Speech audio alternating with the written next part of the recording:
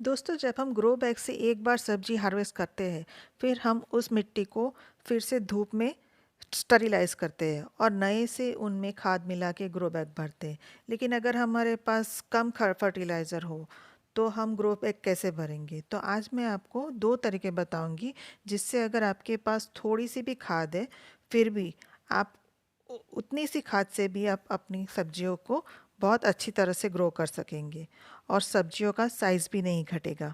तो hello friends, मैं रश्मि स्वागत करती हूँ आप सबका निर्मेस गार्डन में।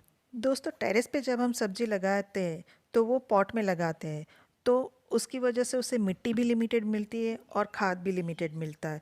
उसी वजह से सब्जियों का साइज़ छोटा ना रह जाए और हमारी सब्जी अच्छे से ग्रो हो पाए, उसके लिए हमें उसे बार बार खाद देना पड़ता है, तभी वो अच्छे से ग्रो हो पाती है। तो चलिए आज थोड़ी सी ही खाद में हम अपनी ग्रो बैग को भरते हैं। अब देखिए, मैंने जो मेरी सारी ग्रो बैग में से मैंने जो सब्जियां हार्वेस्ट कर ली थी, उसे मैंने धूप में पलट के मिट्टी को सुखा दिया है। 2 दिन से मैंने इसे सुखाने के लिए रखा था। अब मुझे आज इसको ग्रो बैग को भरना है। तो सबसे पहले मैं इसमें पहले एक लेयर मिट्टी की भरूंगी। आप एक लेयर मिट्टी की भर दो ग्रो बैग में।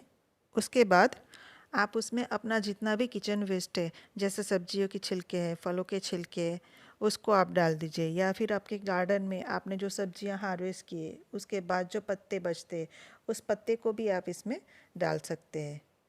इसकी एक लेयर करने के बाद आप उसमें सूखा हुआ कचरा डाल दें, यानी कि जो भी सूखे पत्ते हैं, सूखी टहनियाँ हैं, छोटी टहनियाँ हैं, इस तरह से जो भी आपके पास सूखा कचरा हो वो आप इसके बाद उसके अंदर डाल दीजिए।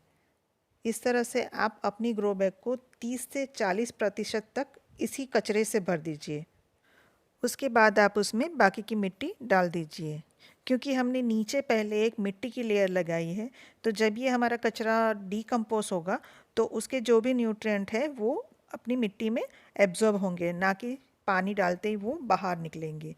मेरी मिट्टी में मैंने राइस हस्क और थोड़ी सी वर्मी कंपोस्ट मिलाई है।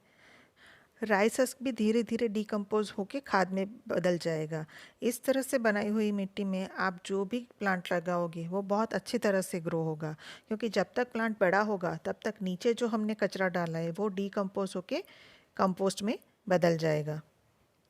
अब दूसरा जो तरीका है, उसमें आपने जो पहले भरा था 30 से 40% जो आपने ग्रो बैग भरी है, पहले मिट्टी की लेयर की, फिर उसके बाद हरा कचरा भरा, उसके बाद सूखा कचरा भरा, वो भर के आप उसके ऊपर एक लेयर मिट्टी की और लगा दीजिए और उसके ऊपर आपके पास जो थोड़ी सी खाद है उसकी एक लेयर कर दीजिए। जैसे मैंने ये गोबर की खाद की मैंने एक लेयर दोनों ग्रो बैग में मैंने लगा दी है और फिर उसके ऊपर आपकी बाकी की जो मिट्टी है वो डाल दीजिए। इससे क्या होगा, जब आप पौधा लगाओगे तो जब तक वो बड़ा होगा और फ्रूटिंग पे आएगा तब तक उसकी रूट जो हमने खाद की लेयर की है वहाँ तक पहुँच जाएगी, तो आपका पौधा अच्छे से ग्रो करेगा। और हाँ, सब्जियों के लिए हमें मिट्टी तो बहुत अच्छी बनानी पड़ती है, क्योंकि हमने इसमें बहुत कम खाद मिलाई है। तो बीच बीच में आप अपने किचन वेस्ट का लिक्विड फर्टिलाइज़र बना के भी इसमें मिलाते रहे, या फिर हर 15 दिन में एक एक मुट्ठी वर्मी कंपोस्ट आप मिलाते रहेंगे तो भी आपका पौधा बहुत अच्छी तरह से चलेगा और सब्जियों की साइज़ में भी फ़र्क नहीं आएगा, वो भी छोटी नहीं रहेगी। तो उम्मीद है आपको वीडियो पसंद आया होगा। अगर मेरा वीडियो ज़रा सा भी यूज़फुल लगा है तो प्लीज़ लाइक कीजिए और मेरे चैनल को सब्सक्राइब करके मुझे सपोर्ट कीजिए। Thank you.